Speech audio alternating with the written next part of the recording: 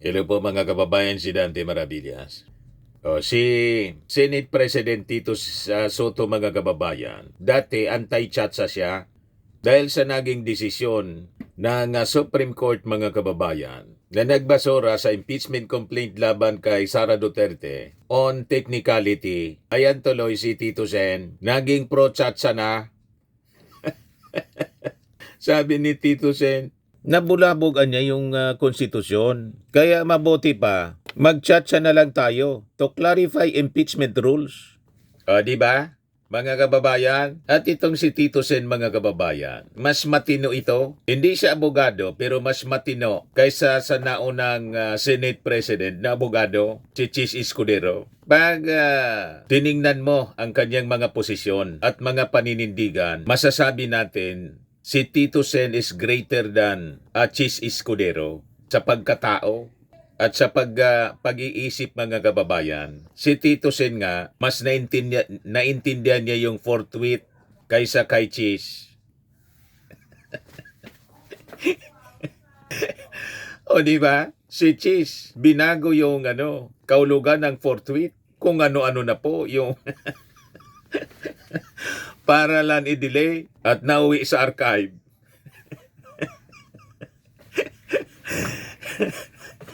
Nakita ninyo yung ginawa ni Chis Escudero? Nasira yung pagkatao ni Chis Escudero. Walang ibang sumira, siya man lang po. Dahil sa kaka-defend niya mga kababayan sa mga Duterte, lalo na kay Sara, na imbis aksyonan agad yung impeachment complaint, inupuan, tinulugan. Inintay mga kababayan na magdesisyon on technicality sa proseso ng impeachment yung Supreme Court. Ganon yun nangyari. Sabi ni Tito Sen, ang ginawaan niya ng Supreme Court is an overreach. Yan ang sabi niya.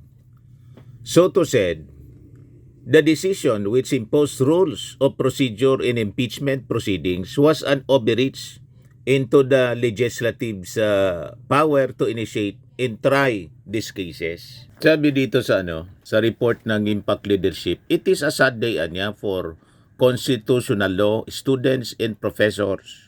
Yung ating constitution niya had just been amended unconstitutionally through Supreme Court overreach.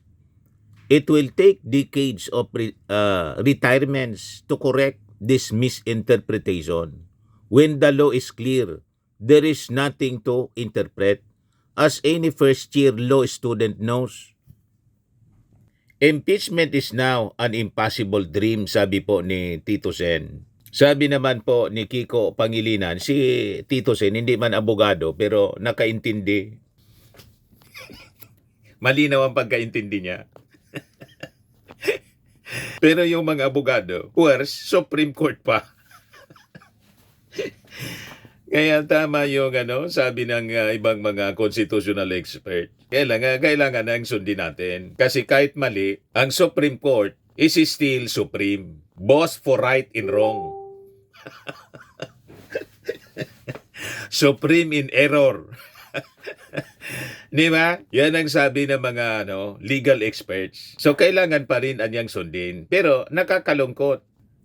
So that is normal. Kasi iyan, kahit mga justices na yan ng Supreme Court po, mga tao pa rin yan. Pag mga tao, normal na magkamali. Di ba po? O ngayon, maging si Kiko Pangilinan na isang abogado, ang sabi mga kababayan ni Kiko, arrogated unto themselves and exercise the HOR sole power to initiate impeachment proceedings, the Senate sole power to try and decide impeachment cases, and by adding more requirements to the three modes of impeachment enumerated in the Constitution, took it upon themselves to amend the Constitution, a sad, most unfortunate day for our constitutional democracy. Naging legislator na po yung mga taga-Korte Suprema, yung mga justices. Inamend na nila. Hindi man yung trabaho ng Supreme Court ang mag-amend. Ang trabaho ng Supreme Court po, mag-interpret ng law. Ang mag-amend, gumawa ng batas, trabaho ng Congress. Kinuha na ng Supreme Court yung trabaho ng Congress. Sabi ni Tito Sen, ay pag na niya, I think kailangan ng baguhin natin yung ating konstitusyon para linawin natin ito. Kung sila na mismo, yung nag-aamyenda ng mismong ating konstitusyon na hindi nila trabaho, might as well tayo yung gumalaw. Kasi trabaho natin ito. So isusupport daw niya mga kababayan ang pag-amend sa ating konstitusyon. Yan sabi ni Tito Sena. Kung ang Supreme Court niya pwedeng galawin ang konstitusyon, abay, dapat galawin namin. Kami ang empowered to do so.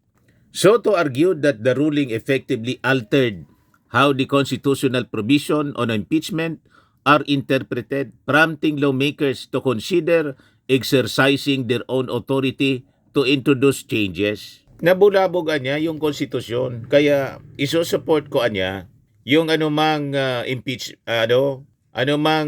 charter change to clarify impeachment rules. Iyan tuloy, mga kababayan. Anti-chatsa siya dati, naging pro-chatsa na tuloy. Kaya natuwa po si House Deputy Speaker Ronaldo Pono. Sabi ni ni Congressman Pono, sabi dito sa report ng Bilyonaryo News, Pono praises Soto support for chatsa. Mabuti naman niya. Kailangan ng tulong talaga sa Senado, sabi ni Pono. Any discussion on constitutional amendments requires clear support from the Senate. Progress depends on constructive engagement from both chambers, added Pono, who is the chairperson of National Unity Party, the second largest party in Congress. In November, Pono, along with the members of the NUP, filed House Bill 5870 seeking to convene a constitutional convention to propose amendments to the 1987 Constitution. The measure is pending before the House Committee on Constitutional Amendments. O yan tuloy, nakasama yung desisyon na ibasura yung motion for reconsideration ng Congress sa impeachment complaint na technical po ng Supreme Court. Nakita na ninyo, blessing in disguise ito mga kababayan. Sabi nga ng ibang mga observers, siguro anya, and even naitanong ito kay Tito Sen, baka anya, ang purpose ng mga justices is to shield themselves from any impeachment, gawing imposible na yung pag-initiate ng impeachment. Kasi yung mga justices ng Supreme Court, kasama sila sa mga impeachable officials. Kaya ginawang mahirap mga kababayan ang pag-initiate ng impeachment ngayon without decision ng Supreme Court. Na nangyari, lumalabas mga kababayan, yung trabaho ng Congress kinuha na ng Supreme Court. Ng mga justices, unanimous pa naman yung naging desisyon. Technical po, shielding now, impeachable officials. Kaya nalulungkot po yung ating mga senador na may matitinong pag-iisip at mga congressmen. O ngayon, pag ganyan niya, might as well support itong mga pag-amyenda sa ating konstitusyon. Yan sabi dito. Kung ang Supreme Court pwedeng galawin ang konstitusyon, abay dapat galawin namin sapagkat kami ang empowered to do so. Sabi po ni sabi ni Tito Sen referring to the power of Congress. So pag ganon, go. I-amend na natin ang konstitusyon. Dapat man talaga, amindahan na yung konstitusyon. Tulad nito, para klaruhin yung mga impeachment rules. Nabulabog yung konstitusyon po dahil dito sa impeachment case laban kay Sara Duterte. Talagang sabi nga dito, paribok. Pagulo talaga itong mga Duterte. Ginulo pati yung konstitusyon. O diba? Nawala sa hulog po. Naging inagaw na ng Supreme Court yung trabaho ng Congress. Yan ang lumalabas po, mga kababayan. Yan dahil po sa mga inactions na ginawa ng Senate leadership.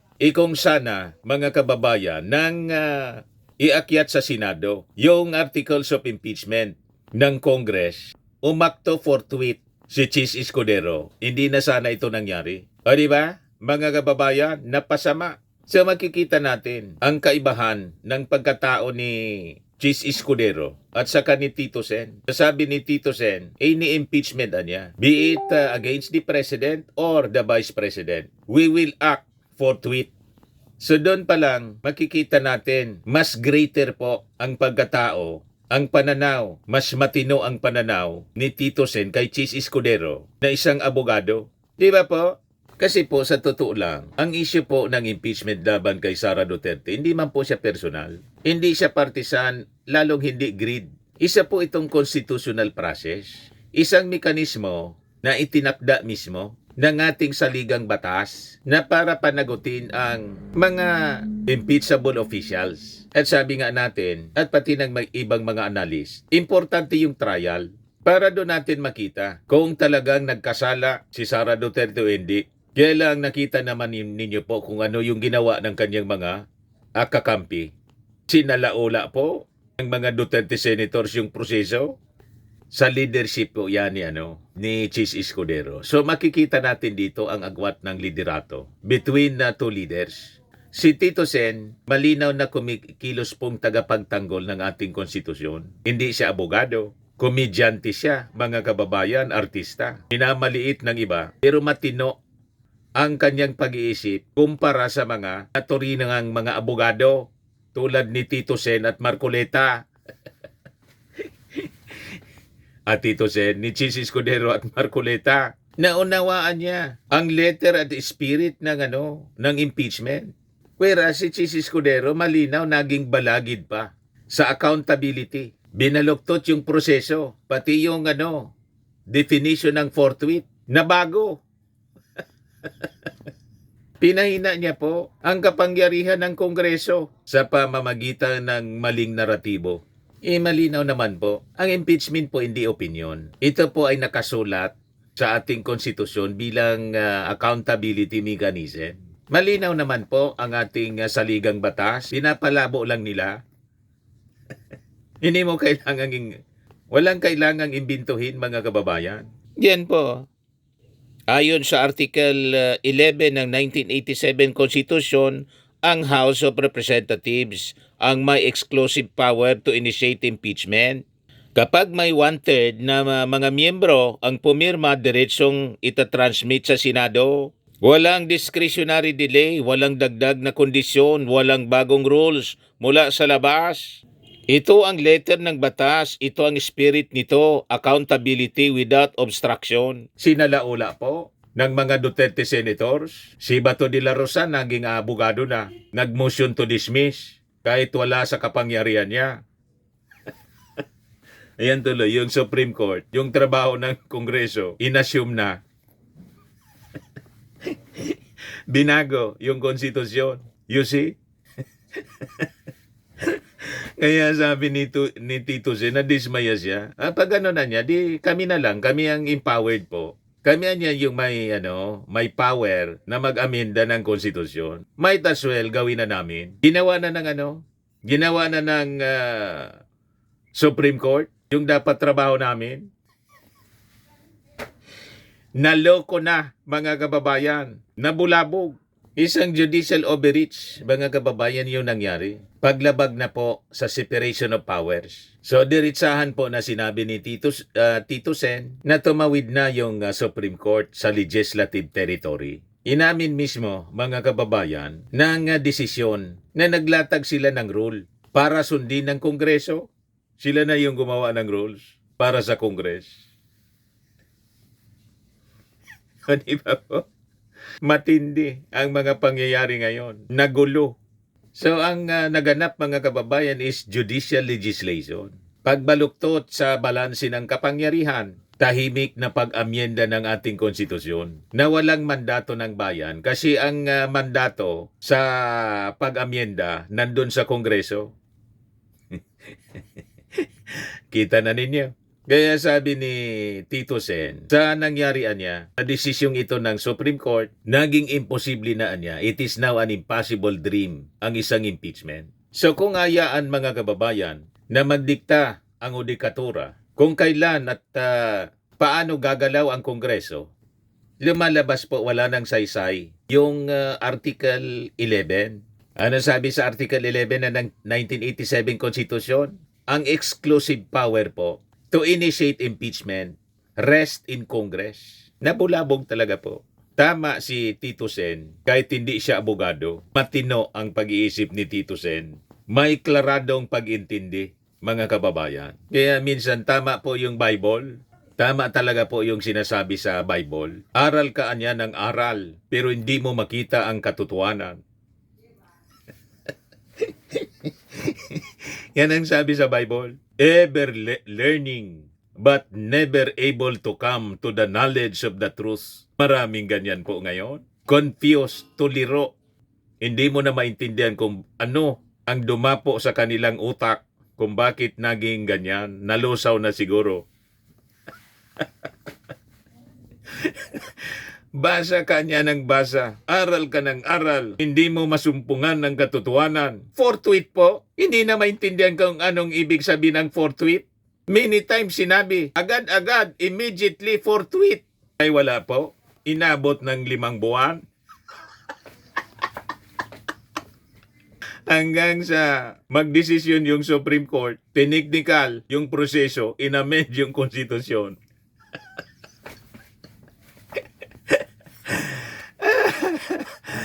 Unanimous pa, mga kababayan. Nabuang na po ang ating mundo. Yan ang ating kinaidatnan ngayon, mga kababayan. Kaya sabi ni Tito Sen, might as well, I'll support the amendment of the Constitution. Chatsa. Chatsa na tayo. Kami yan yung may obligasyon yan. That is within our power. Pero ginawa ng Supreme Court, silang gumawa ng pag-amyenda.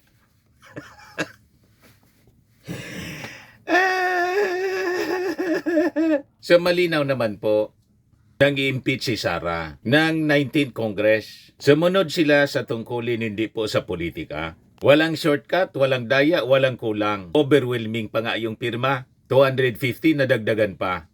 245 yata yon. So ang ibig sabihin, yung constitutional mandate po, fulfilled.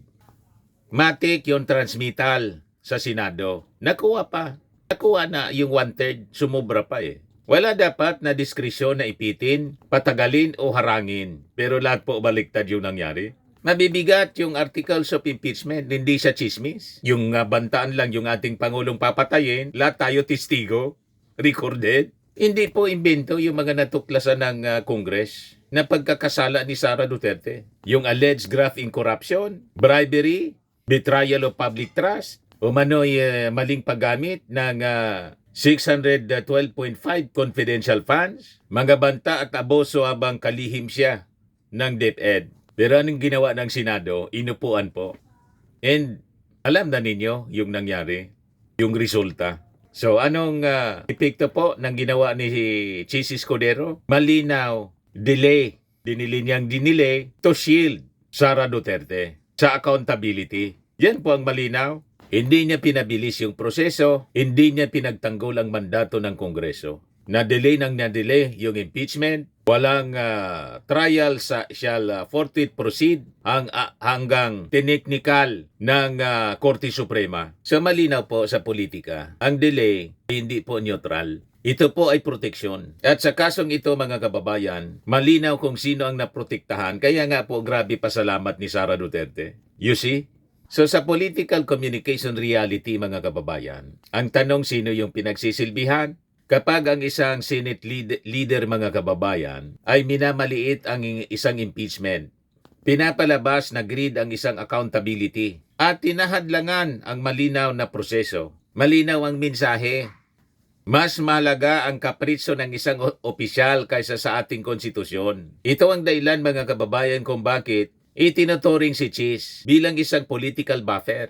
At sa mata ng marami, puppet siya ni Sara Duterte. So makikita natin dito ang pagkakaiba ni Tito Sen saka ni Chis Escudero bilang leader ng Senado. Malinaw mga kababayan na si Tito Sen is greater than Chis Escudero. Mas dakila sa pananaw sa paninindigan mga kababayan. Kasi si Tito Sen, malinaw na pinagtatanggol niya ang separation of powers. Tinitindigan niya ang malinaw na teksto ng konstitusyon. Tinawag niya ang judicial overreach ginawa ng Supreme Court kahit hindi siya popular.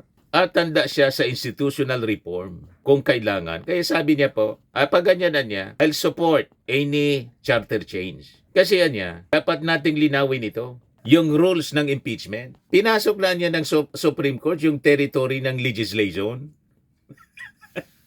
Tama po, si Tito Sen. Hindi yan abogado. Pero si Chis Escudero, binago po yung frame ng impeachment. Pati po yung yung forthwith na iba. Yung yung meaning.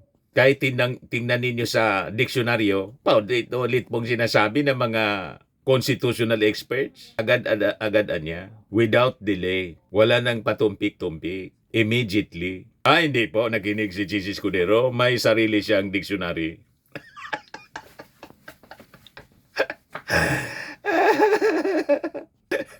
Nagsarili ng dictionary, mga kababayan, si Chis Escudero. Inatake ni Chis yung motibo, hindi yung issue. Nagdulot siya ng delay na pabor sa ini-impeach po. And because of that, nangyari, pinahinian niya po ang accountability mechanism. You see? So ito po ang kaibahan ng isang statesman at saka isang operator. Sayang po si Chis Escudero, kababayan ko pa naman, isang Bicolano taga Sorsogon. Kaya nawalan tayo ng pag-ahanga kay Chis Escudero. Naturingan na isang abogado, mas matino patuloy na mag-isip si Tito Sen kaysa sa kanya. Mas nakakaintindi pa ng batas si Chis Escudero, pati meaning ng forthwith, pinilipit niya.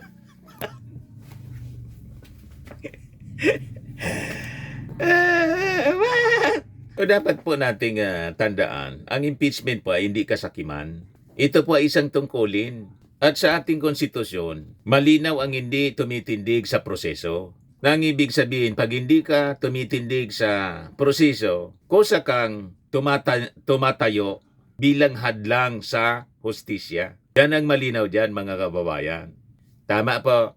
Kaya mabuhay si Tito Sen. Hindi ka abogado, pero matino kang mag-isip. Naintindihan mo ang batas kaysa sa mga abogado. Naturingan na abogado. Forthwith, iniba yung meaning.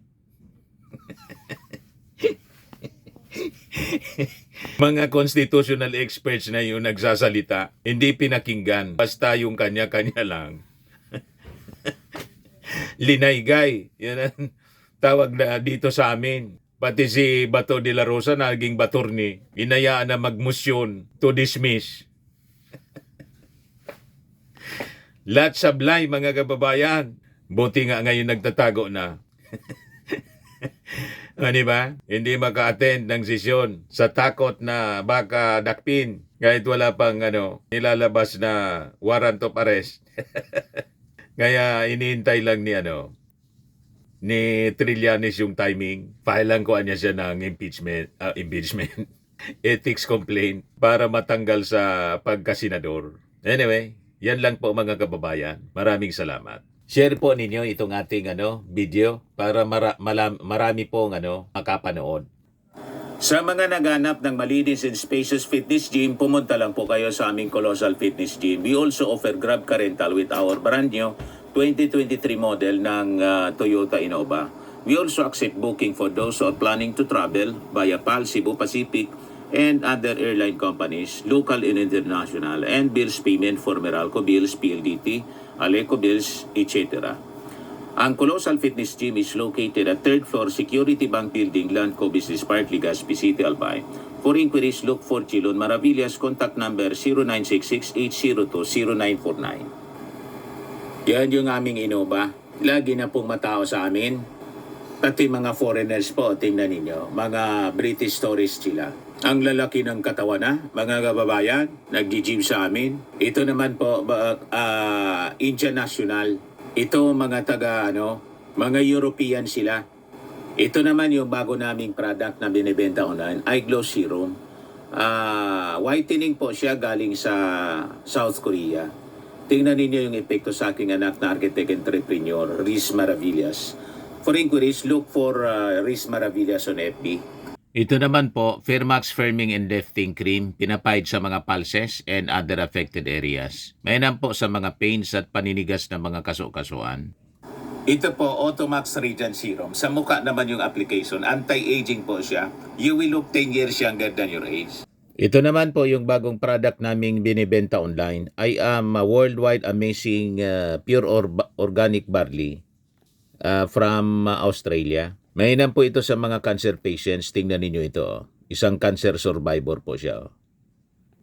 Sabi diyan, barley did not just save my life. It gave me a new life, sabi po ni Yuli Tan, ovarian cancer survivor. In 2019, Yuli faced the fight for her life through surgery and harsh chemotherapy. I Am Worldwide Amazing Pure Organic Barley became her source of strength. It boosted her immune system when she needed it most and gave her the energy to keep going. Ito pong barley, amazing, I Am Amazing Pure Organic Barley, 100% organic siya. Immune system booster kasi siya. Trusted by survivors. Tulad po ni Maritoni Fernandez, cancer survivor din po siya. For inquiries, mag-message na lang po kayo sa aking anak na architect entrepreneur, Riz Maravillas. Sa mga mahilig naman po sa mga imported bags and wallets, dumiretso na lang kayo kay Ma'am Eileen Rosales sa Eileen Closet po. Nakabase siya po sa Amerika. Yan mga napakagandang mga bags. Sa mahilig naman po magpa-spa, try ninyo po sa Pamper City, the Medical Aesthetics and Wellness Center. Matatagpuan po sa Prestige Bay, Asiana City, Parañaque City, Metro Manila.